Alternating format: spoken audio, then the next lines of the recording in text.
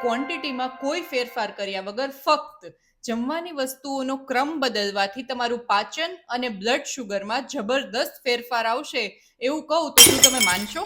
તો તમે જ્યારે ભોજન લેવાની શરૂઆત કરો ત્યારે તમારે એક નાની કટોરી સલાડથી શરૂઆત કરવાની છે. કાકડી, ટમેટા, ગાજર, કોઈ પણ સિઝનલ સલાડ લઈ શકો છો. પછી તમારે તમારી પ્લેટમાં જે દાળ અને શાક હોય એ 50% એમનેમ ખાઈ જવાના છે.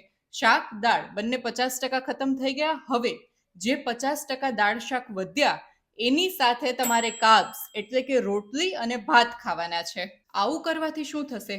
સૌથી પહેલા તો તમારા કાર્બ્સની એટલે કે રોટલી અને ભાતની ક્વોન્ટિટી નેચરલી જ ઓછી થઈ જશે. બીજું, તમારા પેટમાં લેયર્સ બની જશે એટલે કે તમારી ડાયજેસ્ટિવ સિસ્ટમ સૌથી પહેલા સલાડને પચાવશે, પછી પ્રોટીન્સ, વિટામિન્સને પચાવશે અને પછી કાર્બ્સનો વારો આવશે. એટલે જમ્યા પછી જે આવો શુગર સ્પાઇક થતો હોય છે એ નહીં થાય. તો ફક્ત શું ખાઓ છો એ જ નહીં, કયા ક્રમમાં ખાઓ છો એ પણ એટલું જ મહત્વનું છે. આ નાનો ચેન્જ કરી જુઓ અને તમારી હેલ્થમાં ફરક જાતે જ જુઓ. અને હા, આ વિડીયોને સેવ કરવાનું અને શેર કરવાનું ના ભૂલતા.